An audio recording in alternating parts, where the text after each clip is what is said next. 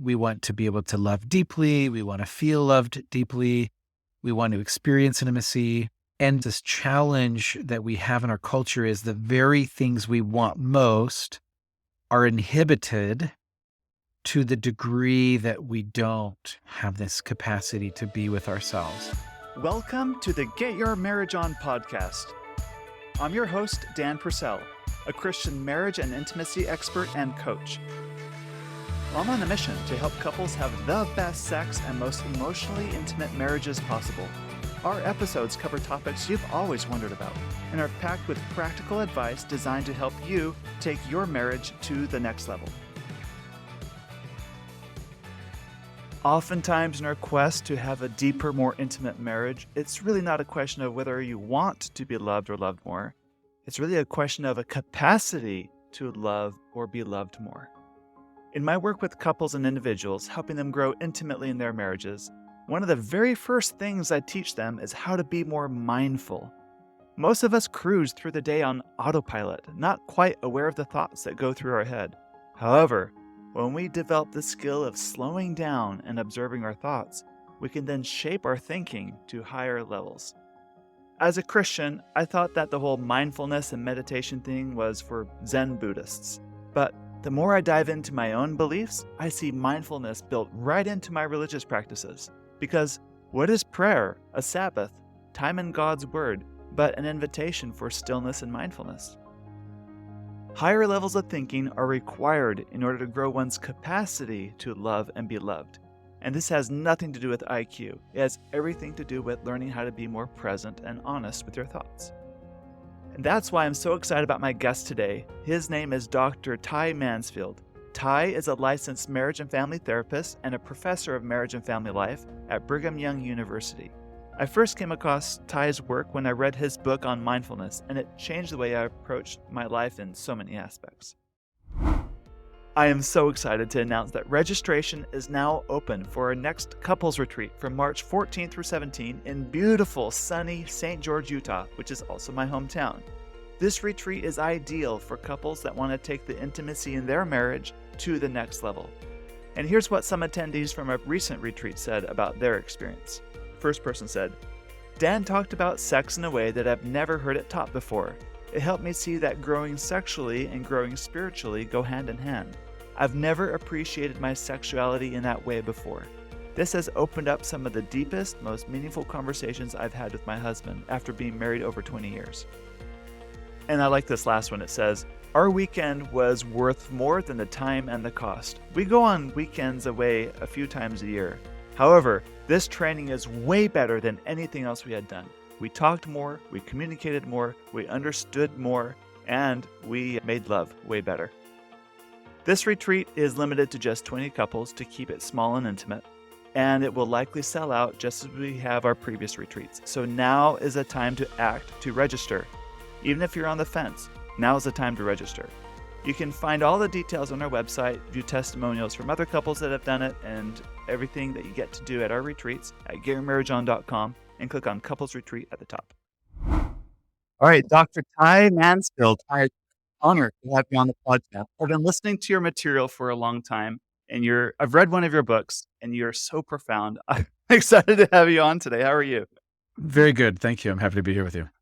So today we're going to talk about mindfulness, which for some people might find as a very boring topic. But the more I learn about what you teach and how it relates to marriages and families and creating great intimate relationships, I think this is such a great critical thing for people to talk about. But I don't think you've always been that way. How did you get started into this whole teaching couples and individuals the value of mindfulness? I did my bachelor's in Chinese studies with minors in business and economics. I was going to work for the State Department. And that was my kind of plan. But as a part of that, I spent a summer in China. Well, I spent 2 summers in China, but one of them, we were touring a Buddhist monastery, and there was a Buddhist monk at one of them that just had this profound sense of just peace and presence. It was unlike anything I had experienced before. And I remember being really struck by it.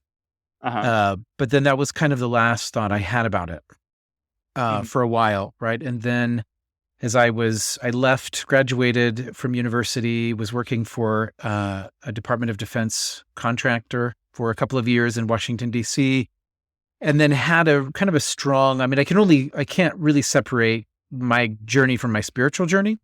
Yes. But I sort of had a kind of a professional shift, a change of heart to go back to school in marriage and family therapy. Started preparing, I had to take prereqs. And as part of that, I was going through a list of accredited universities. And I came across this school that I had never heard of in a city that I'd never heard of. It was Abilene Christian University in Abilene, Texas. And I just had this really strong feeling that this is where I would be going. And when I went to interview, one of the professors there had this same presence that was very resonant, of this Buddhist monk. And as I shook her hand, again, I just had this very kind of spiritual impression that, like a reconfirmation, that she was kind of a key reason as to why I was brought here. Mm-hmm. And, but again, just this very, just beautiful presence, this kind of compassion, love, and so very just impressed by her as a person. I don't think I'd fully understood why, hindsight's 2020 now. I can kind of see how the pieces play out, but went to the university, moved there. And as I went, I was 29 at the time. I was single, and I was feeling old, right? At being single. I was the oldest single person there. There were a couple other people who were married and had gone back to school, but I was the oldest single person there. And as much as I loved the program and loved the people, I also felt very out of place. Like, this isn't where I'm place. supposed to go. This isn't where the market is. It was kind of lonely, and it was sort of in that loneliness that I was praying as to, I wanted to know why. I know it was very clear to me that this is where I was supposed to be, but I didn't really know why. And that became my prayer kind of for the next kind of several weeks and months. And the words that kept coming to me were to learn meaningful solitude, to learn meaningful solitude. Like, there was this phrase that just kept coming to my mind. And I didn't really know what that meant initially.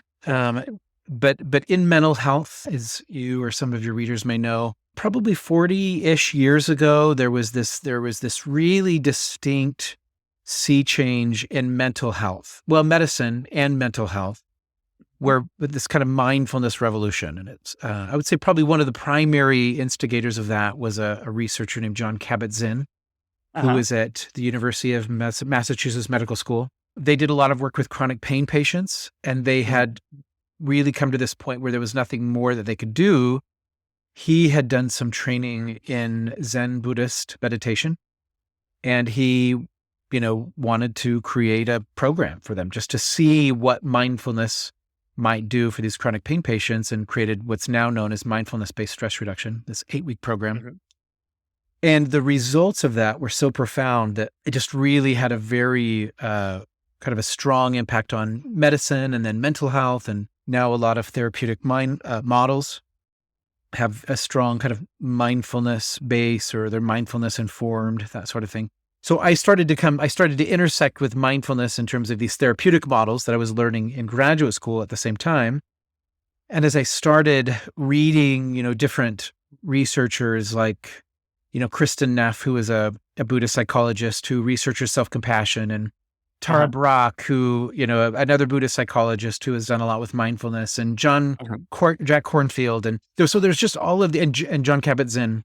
I think his book, Full Catastrophe Living, was one of the things that I first was attracted to, because it, my idea of mindfulness and meditation was, humming mantras, in the lotus position. Lotus position.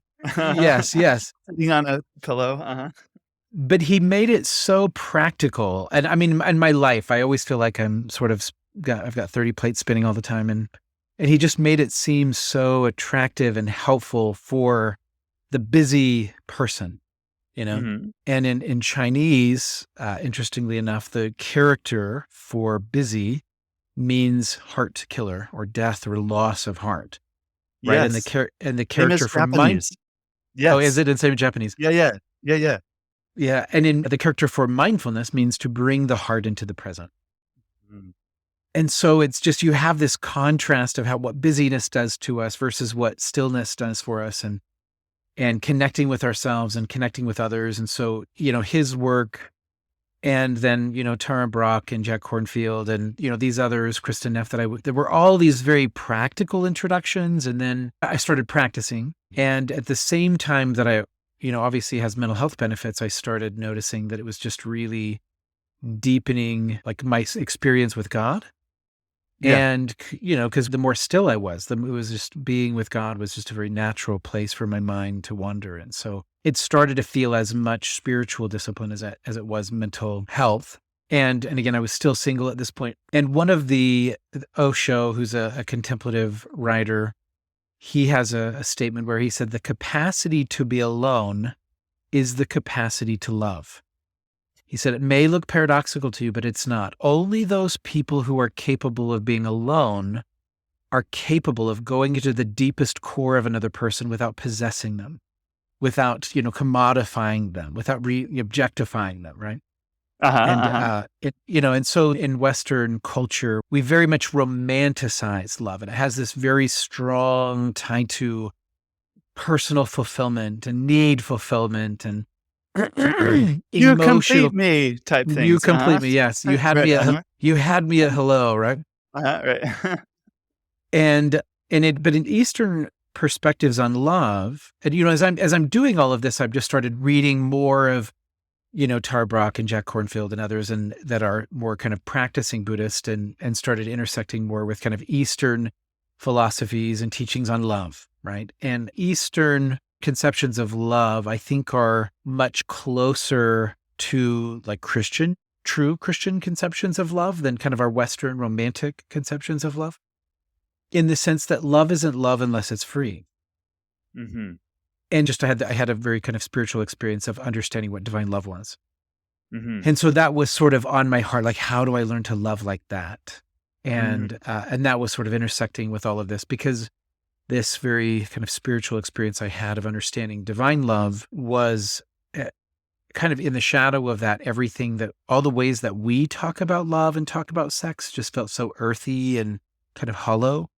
Yes. And I was like, I want that. Like, I want to know how to love like that. Right. And because it just seems so profound and so transcendent.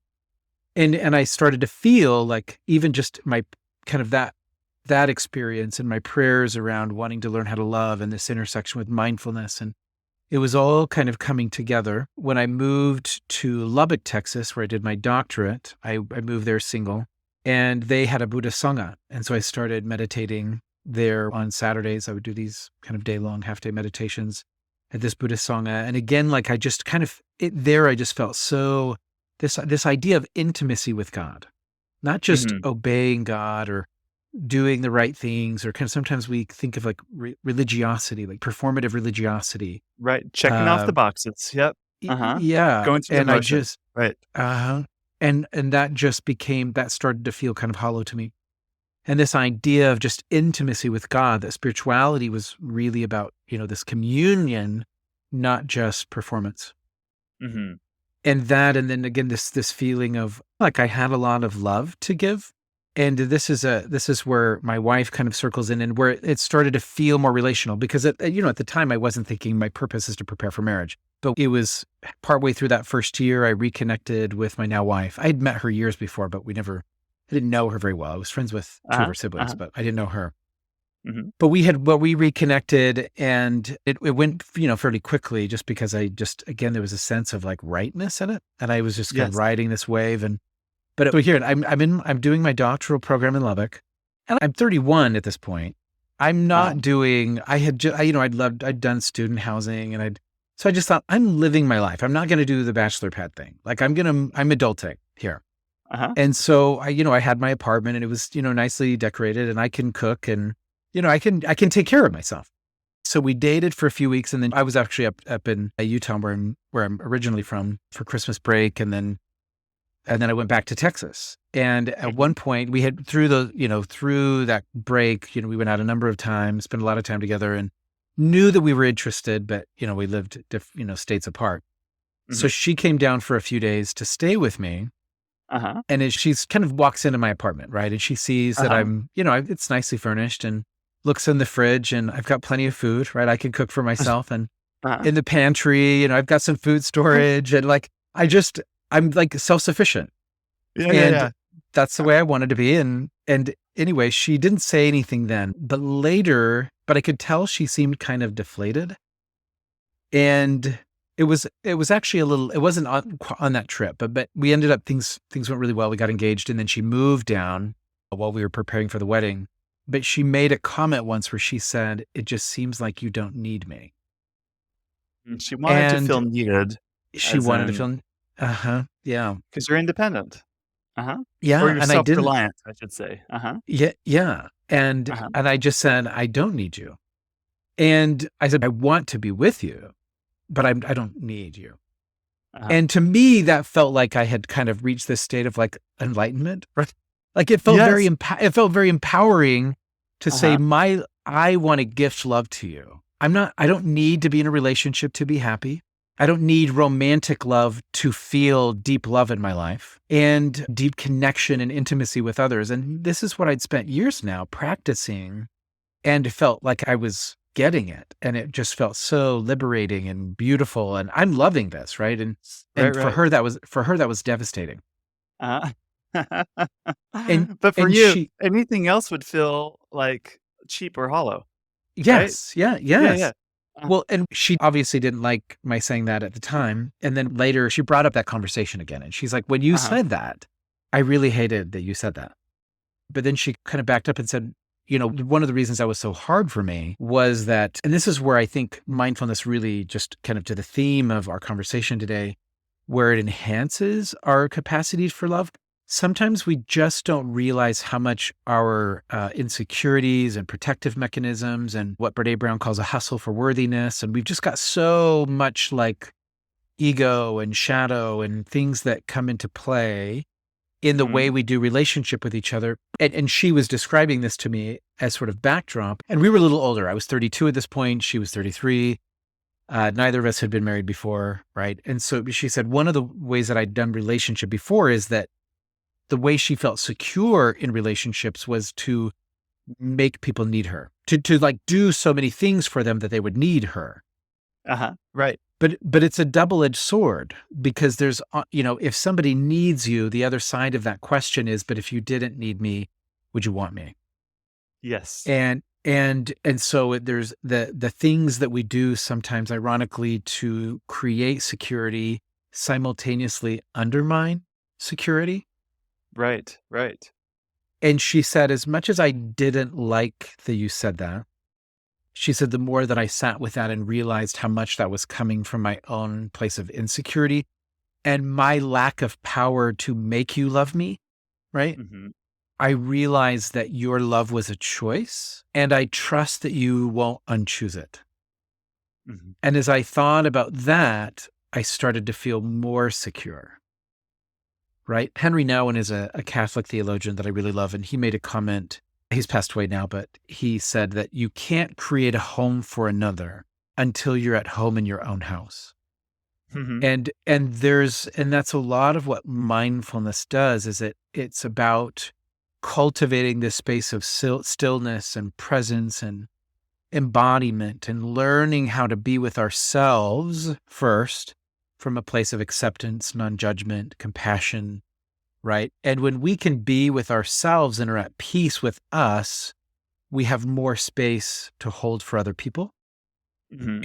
And that's, and that allows us to experience deeper, I think, our capacity for love, as opposed to love is sort of this kind of currency, right? This sort of exchange. Sometimes we think of love, we love love, but really what we love is utility, right? It's the utility Yeah. of how you make me feel and how you meet my needs and right. And that's not love, right? It's a lot of oxytocin and dopamine and norepinephrine and things, but it's not really love. And so it can feel good and we like it, certainly, Uh-huh, right? uh-huh, And it's uh-huh. not bad, but it's not love. It's not that it's bad, but we just can't confuse it with love. So to be in this place of like where we're really at peace and at home in our own house, and then creating space for another and allowing each other to be as they are but also not needing them to be different for us. Mm-hmm. I've thought a lot recently that, we all want to feel like we contribute to the happiness of others. I think there's something genuinely meaningful in feeling like we contribute to the happiness of others. But as soon as we start to feel like we're responsible for the happiness of others, it feels a little oppressive. Oh, yeah, totally. Anyway, I've Yes. done a lot of talking. Anything you want to add or say? Oh, there's so many threads we can pull from there. How do you see this in the couples that you counsel? How they're still kind of operating at a bit of dependency, or they create a Mhm. dependency on each other, and transitioning to more of, no, I can be really self-reliant. I can be at peace and have compassion for Mhm. myself in this. And then it's more Mhm. about a choice-based relationship. Because I think what you're saying is, when it's more choice-based, the love is a lot more genuine. It's more real. Yeah, 100%. So there's this idea, maybe you've heard the term differentiation. I assume you've heard that the Yep. idea of Uh-huh. differentiation, Yes. but it's kind of moving. One of the mantras of differentiation is self and relation. Can I hold me, or how well can I hold me in relation to you? Right. Right. It's that contrary to prove. It's that paradox. Yes. Uh-huh. Mhm. There's a Harvard researcher who is kind of a psychologist who's a pioneer in adult development. And he's identified a number of stages of adult development, but one of his stages, what he calls the social mind, is where we're kind of in this stage of negotiation, right? Our sense of self is very much informed by other people. We have what some researchers call a reflected sense of self. Mhm. Um, but there's a lot of this utility, right? I need you to need me, right? In order for me to be okay. My sense of value is very much tied to your validation of me. We're very entangled. Our sense of self, again, is very kind of enmeshed or entangled, or, we might even say codependent. Uh-huh. But as we move into what he calls the self-authoring stage, that's the same idea of differentiation. And that's where my sense of self is no longer contingent, or is much less contingent upon what other people think of me Mhm. or how other people relate to me, right? We become more self-validating. Richard Schwartz, he developed a model of therapy called internal family systems. Mhm. Uh-huh. And he has a application of internal family systems to marriage or to intimate relationships. The title of the book that he wrote for this is called "You're the One You've Been Waiting For," right? Okay. And this is where as we begin to realize that how much we're often looking for our spouse to make us feel a certain way, or to heal our childhood wounds, or, as Esther Perel would say, tell me how you were loved and I'll tell you how you make love, right? That Uh-huh. so Uh-huh. much of how we experience love as a child is how we experience and negotiate and sometimes hustle for love as an adult, right? Uh-huh. Uh-huh. But as we move into this more self-authoring place, and this isn't even the highest stage of development, but my point in even saying this is that he estimates that about 2/3 of adults never grow out of the social stage, right? That Hmm. 2/3 of Uh-huh. adults never really differentiate. And so much of the work that I do with couples and other therapists that I've talked to is really kind of wanting to help people move from that social stage to the self-authoring, or kind of move from a less differentiated or more kind of fused state, Mhm. way of being in relationship, to a more differentiated way of being in relationship. And mindfulness is such a powerful tool for that, because it's a way of practicing being with ourselves. I mean, I work with couples who, when you try to get them to be with themselves, they've spent so Right. long living outside of themselves and sometimes in the most benevolent of ways, but not necessarily healthy, only thinking about other people. Uh-huh. If they have kind of pleasing or accommodating or caretaking tendencies, right? Right. Everybody else's needs are more important than theirs. They So tend to to rush into relationships. It's like the hurt puppy. Like, I gotta Yeah. take care of you. Right. They tend to Mhm. gravitate because that's Yeah. where they get their sense of self. I need to be in a constantly giving stance in order to get a sense of myself. Yeah. Yeah. Yeah. So to get them to be with themselves can sometimes feel very selfish, but it's really critical to learn how to be, as you made a comment earlier, not sure how you said it, but the idea that kind of the way I always say it is kind of awareness precedes power. The only power we have is when we have knowledge, right? And the things that we're Right. aware of. The things I'm not aware of, I have no power to change. No. But as I move into awareness, I now have power to affect change. Right. Yeah. And you can't fix something in yourself if you can't see it. And that's why there's a Hmm. value in a coach or a therapist or a trusted Hmm. friend or someone that can help you, or even your spouse can help you be Yep. more aware of things you're missing Yeah. and see a better way. Okay, as a practicing Christian, I think a lot of us think, well, do I need to be more Buddhist like, I guess, to be more mindful, or isn't mindfulness kind of antithetical to our religion? How do you answer those objections? Well, I would say there's two things. So mindfulness as it's come into the West is Hmm. sort of a secularized version of Buddhist spirituality, right? Okay. So they sort of de-spiritualized Buddhist mindfulness. And so, and it's very accessible in the sense that it's not necessarily, you can access that without kind of the Buddhist background per se. But even in Christianity, there's a very strong contemplative tradition. Hmm. And there's some contemplative teachers, there's kind of contemplative strains of a lot of different Christian traditions. Hmm. And then there's some that are just kind of a broader contemplative Christianity that's not necessarily associated with any particular movement. But there's a number of different, Richard Rohr is a very prominent contemplative writer, and Hmm.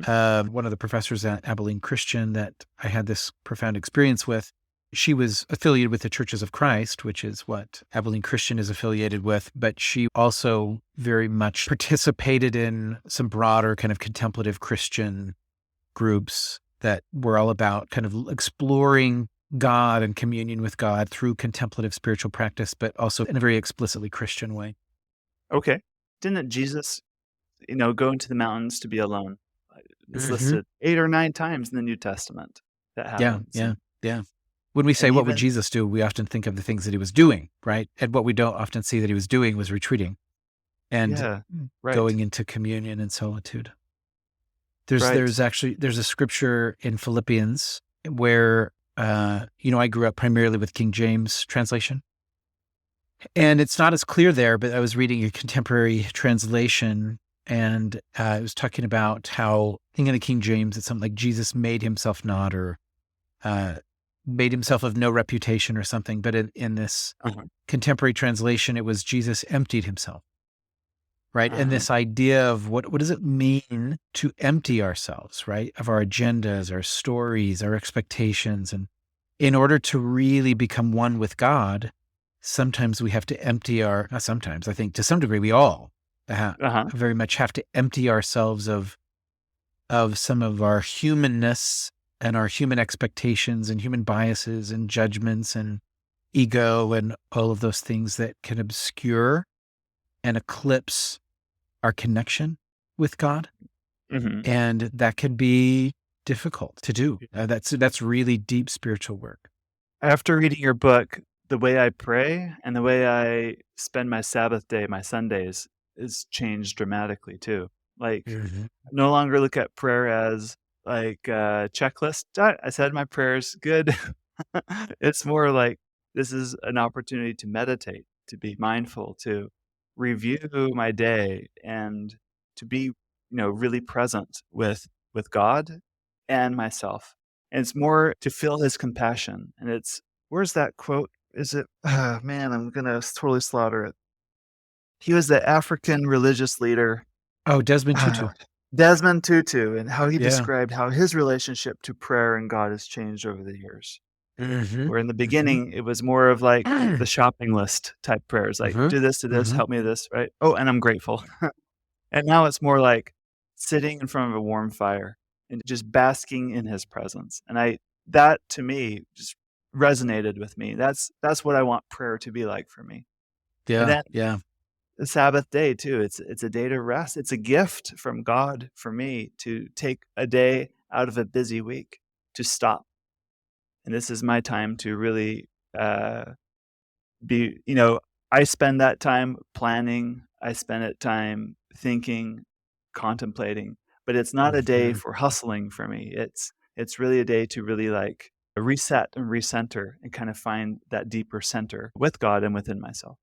Yeah, yeah. One of my life missions is to decouple intimacy with sex. So that Yes. at least so that we're not to decouple them entirely, but just so we don't see intimacy as only a euphemism for sex, right? Oh, That absolutely. Yep. That's what this podcast is all about. Yep. right, that Uh-huh. intimacy is Good. about is the root of the word intimacy in Latin is into, it means innermost, right? And it's into me see that to experience intimacy with another person is to allow them into you, to see into your deepest parts and to see them in their deepest parts, right? To see as we are seen and to know as we are known. And there's a Christian, Tim Keller, who's a Christian writer who passed away recently. He, in his book, The Meaning of Marriage, he said, to be loved but not known is comforting but superficial. To be known and not loved is our greatest fear. Mhm. But to be fully known and truly loved is a lot like being loved by God. And marriage in particular, I think a lot of relationships can and ultimately should be relationships in which we experience deep intimacy and Mhm. love. But certainly marriage is going to be one of those kind of core central relationships in which we have an opportunity to practice. But that requires having a strong enough sense of self and a secure enough sense of self that we can allow ourselves to be seen on deeper and deeper levels, to be more and more vulnerable. Mhm. And ideally, as our spouse reciprocates that, there's, opportunity for really deep intimacy, and sex obviously can be a very powerful means of facilitating that. But there's a lot of sex that is not at all intimate, Correct. Right. and so obviously there can be overlap. Sex should be intimate, right? But we should also be able to experience a lot of deep intimacy with lots of people who are, obviously not going to be sexual partners, and that could be one of the most rich ways to experience God and to experience God in the world is in this kind of deep oneness and communion that Jesus calls us all into with each other, not just in marriage. Mhm. That's so good. Okay, so people are hearing this, they're like, "Okay, this all makes sense. It sounds good." But really, how do I move from that social stage, that self-authoring stage? How like practical nuts and bolts, how do I use mindfulness? I don't wanna take every Saturday to go to a Buddhist gathering for this. Is that the path? Is that the only path? What how do you teach or counsel people through that? um, It's developmental, I get it, like, it's y- y- something we need to y- grow and develop into. yeah, and to your question, we want to know what tools are going to help us in that developmental process. I think there's a couple of things that we have to kind of look at it perhaps from a couple of different angles, at least. One of them is and this is where mindfulness as the ability to explore within and to be with myself allows me to also see and explore the parts of me that are afraid to be alone Mhm. or are when I'm hustling for love or hustling for worthiness, where's that coming from within me? What are these kind of protective impulses that I have and what are they protecting? And, there's this kind of self inquiry that we Mhm. need to be able to do, and mindfulness as a stance that is really about, so Tara Brach, she has this acronym RAIN, right? Yes, uh-huh. To recognize, allow, investigate, and nurture is this sort of internal view that I think RAIN's a very helpful frame, right? So if I'm feeling afraid right now, I need to recognize that fear, allow it, which I think this is where we become vulnerable to a kind of bypass Mhm. where, you don't have to like what you're feeling, but you do have to respect it Right. and respect it enough to be with it from this place of non-judgment and compassion and acceptance so that I can then investigate it from a stance of curiosity.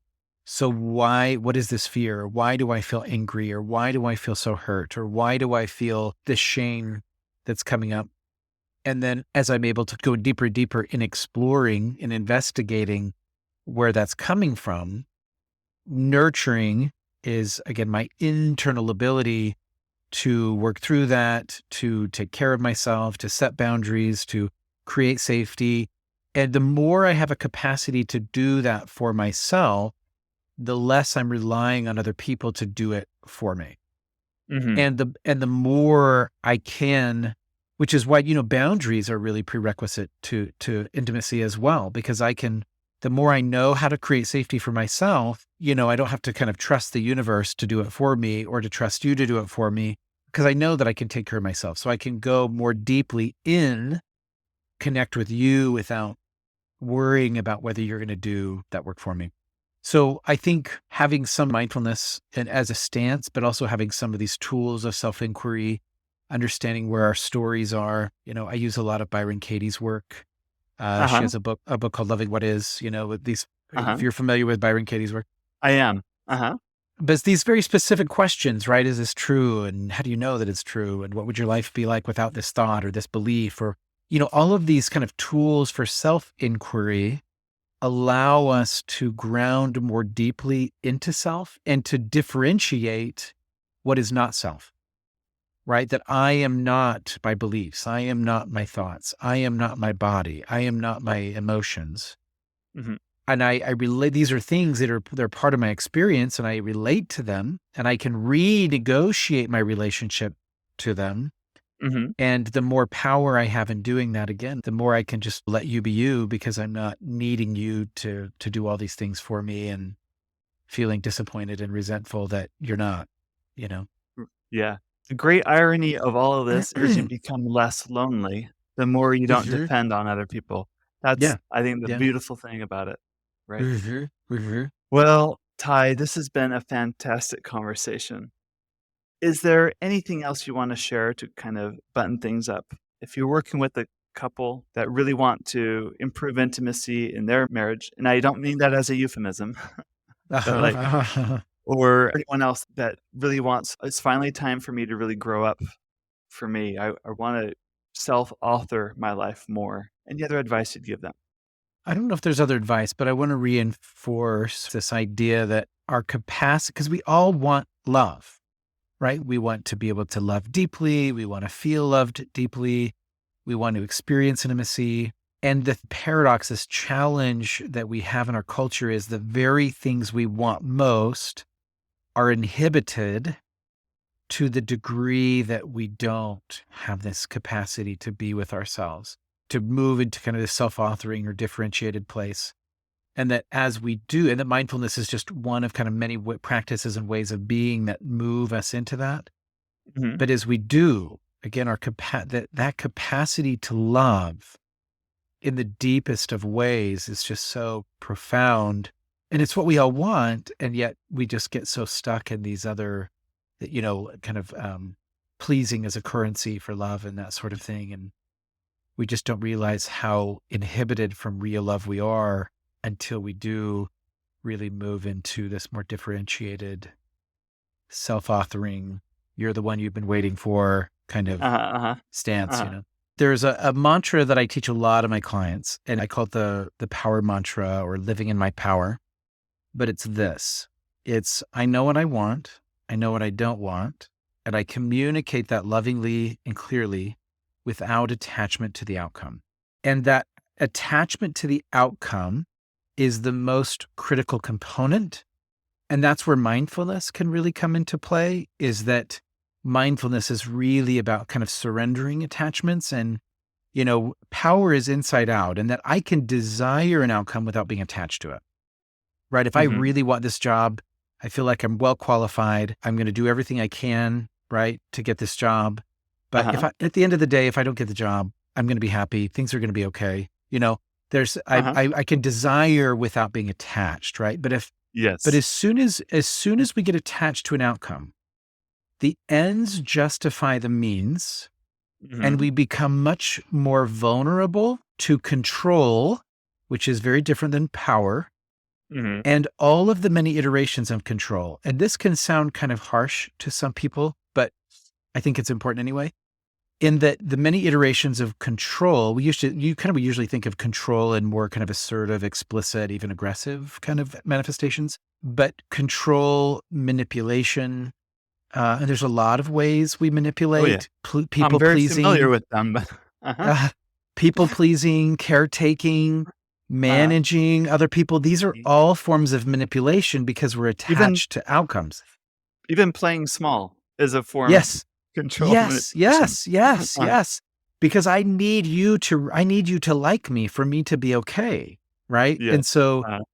but living from a place of power, right? The more mindful we are, the more grounded in self we are, we're just going to show up. And I know what I want and I can ask for what I want and I can be okay not getting what I want, but I'm going to ask for it, right? And I'm going to create space for you to do the same because I want you to live from a place of power and I want you to feel like you can choose and not choose, right? Because a yes isn't a yes unless we're allowed to say no. And so it's just that mindfulness really kind of helps us to nurture this space of, again, living in self, groundedness in self so that we can just show up and live from a place of power and not need to control people or things around us in order to be okay. I love that. That is so good. Let's just make this a little more practical. Are there any stories of a couple that you've worked with that you've been able to help them kind of go through these stages with them using mindfulness or whatever tools that you have with them? There's one that I've just been sitting with more recently, just because it's still kind of fresh, it's a couple, they've been together 35 plus years. They're empty nesters, so they've been together for quite a while. She came from a very painful, kind of chaotic family background, and they had both been doing a lot of work around, they were kind of on the edge of do we stay together or not? Because again, she was very critical. And Uh-huh. that was her way of trying to create safety for herself was through criticizing him and trying to get him to do the things that she wanted him to do for her, right? hmm And 35 years of that had Really just kind of taking its toll. worn. Yep. Mhm. And they both over the last couple of years had done a lot of really meaningful growth work. hmm But there was still always this kind of underlying anxiety that she needed him to be a certain way for her. And at one point, and even with the progress, there was still this kind of sense of, I don't know that I want to keep doing this. And he had finally told her that he wanted a divorce. Mhm. And she came to me with this from this place of desperation. And the only thing I could say was, you have to figure out how you are going to be happy without him. Which scared her, right? Of Uh-huh. course, because so much of the way she was acting was from this place of, I can't be happy without him. So I need to, again, it's still this kind of hustle. And Mhm. anyway, she in that, and we just talked about how like you have to love you regardless of what he's doing. You have to love him regardless of whether he stay or whether he goes. Love can't be this kind of currency to get you to stay. That if it's true love, it needs to be anchored regardless of what happens. And something about that, there was just this very profound shift. And she just had this kind of almost kind of a cathartic shift or something mystical or whatever, just really had a profound transformation in realizing I do love him. And if he chooses to leave, I'm still going to love him. And I know that I'm going to be okay and I can be happy. And all of Mhm. the sudden, she was free to love him without As he was. as he was. And Without the and I criticism. Uh-huh.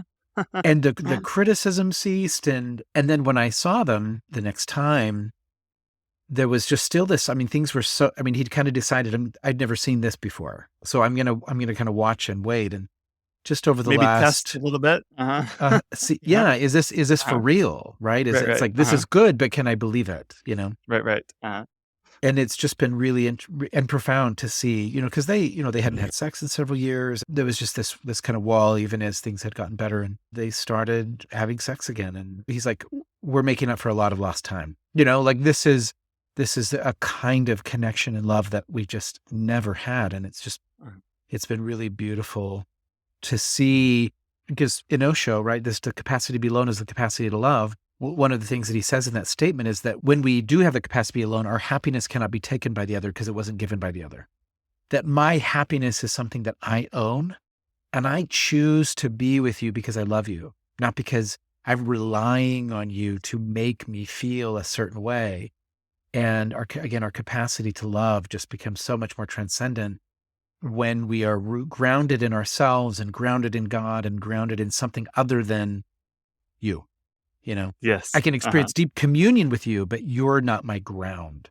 You're not my anchor per se. And I think Yeah. that just requires a higher level of adult development and maturity than unfortunately most people have, Yeah. or where they are. And all people can get there, I think. but just too many don't even know that that's an ideal. Our culture, our entertainment media culture reinforces. There's a cultural center of gravity that just kind of keeps us stuck in these more adolescent ways of being in relationship. Right, right. And as long as I depend on you or someone else for my happiness, I'm going to do whatever I can to control that. Yes. And yes. so, yeah, and it's that control in it that precludes you from having real love in it, because love is a choice. I like Disney's Beauty and the Beast because it illustrates this principle so well. At the very point, it's so critical, that last rose petal is about to fall. Beast lets Belle go. And they're like, what are you doing? Right? Yeah. Because he realized she had to choose. And because it's Disney, she did choose him in the end and everything worked out. But like that's such a scary move we all need to make. It's really, can I remove this dependency? I hope everyone in the world hears this message today. Everyone needs to hear this, because it is the key to growing and progressing intimately in your relationships. Where can people go to find out more about your work, your books, all about you? Well, they can go to tymansfield.com, and there's links to books and podcasts and other things that I've done there. Again, The Power of Stillness, I think, is the book that you were referring to, which is looking at mindful living, kind of looking at mindfulness as it sort of intersects, again, with sort of a Christian spiritual frame, right? What is it? How do we deepen our spirituality through mindfulness? But yeah, tymansfield.com has all of the kind of a collection of all the things I've done. Excellent. Very good. Thank you very much. Yeah, thank you. Such a pleasure to be with you. Thank you for listening to today's episode. If you're interested in accelerating growth in your marriage, either sexually, emotionally, or spiritually, I want to